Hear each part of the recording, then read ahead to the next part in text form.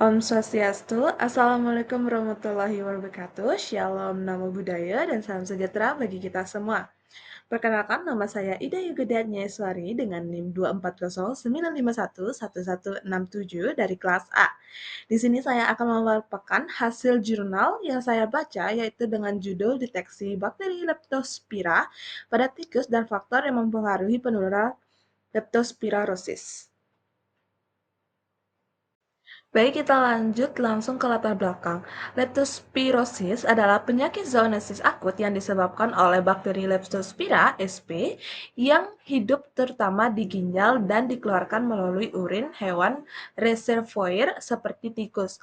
Penularan ke manusia terjadi melalui kontak langsung atau tidak secara langsung dengan urin hewan yang terinfeksi atau lingkungan yang terkontaminasi. Tikus memiliki peran penting sebagai reservoir alami bakteri Leptospira sehingga keberadaan dan penyebarannya sangat mempengaruhi resiko penularan leptospirosis pada manusia. Penyakit ini juga menjadi endemik di beberapa daerah tropis termasuk di Indonesia. Tempat kejadian leptospirosis cukup tinggi terutama di daerah dengan kelembapan tinggi dan sanitasi yang buruk. Baik, kita langsung masuk ke pembahasannya.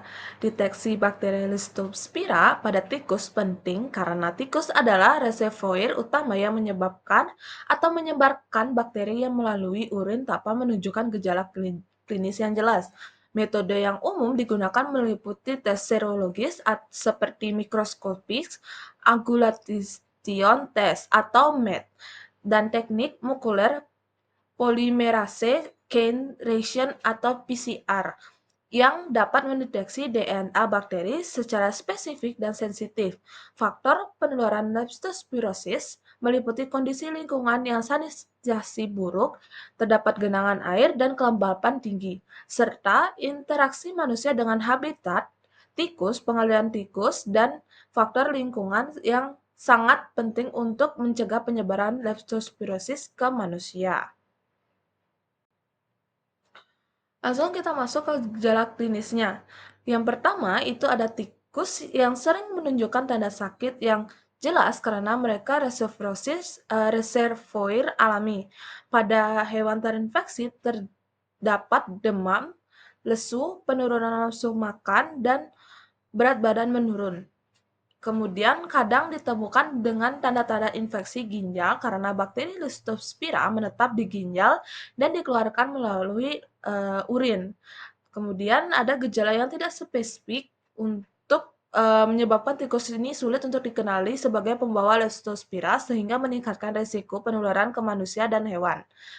Untuk manusia, gejala leptospirosis dapat ditularkan dari tikus antara lain dengan demam tinggi, sakit kepala, nyeri otot, terutama betis, mata merah, mual, muntah, diare, dan dalam kasus berat bisa berkembang menjadi penyakit WIL dengan kuning pada kulit, perdarahan, kemudian sesak nafas, dan kegagalan organ.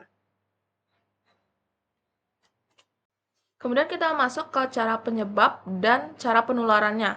Penyebab leptospirosis adalah infeksi oleh bakteri Leptospira sp yang terutama hidup di ginjal tikus dan dikeluarkan melalui urin mereka. Tikus menjadi reservoir utama penyebaran dari bakteri tersebut. Penularan ke manusia terjadi melalui kontak langsung dengan urin tikus yang mengandung bakteri, baik lewat luka kulit, selaput lendir, atau kontak dengan air dan tanah yang terkontaminasi urin tersebut.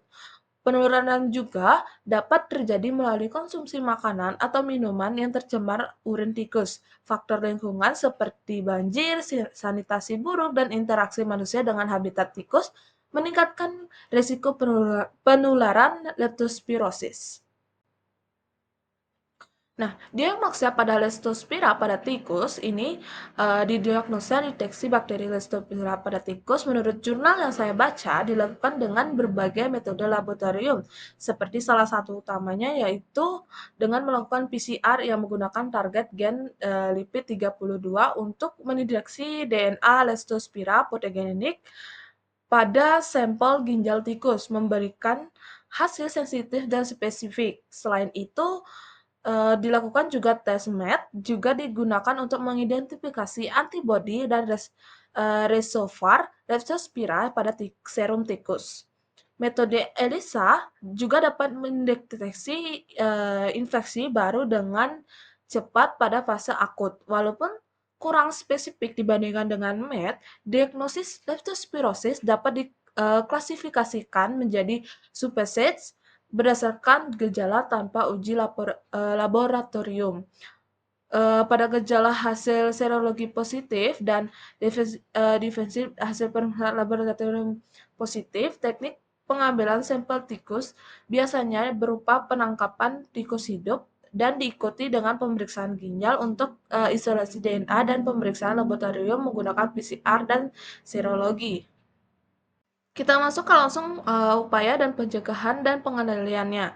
Dapat dilakukan dengan pemasangan perangkap atau live trap atau kawat, penggunaan racun tikus, dan pengelolaan habitat dengan menjaga kebersihan lingkungan, serta manajemen sampah yang baik, sanitasi lingkungan yang baik, dan menghilangkan genangan air penting untuk memutus siklus hidup bakteri Leptospira.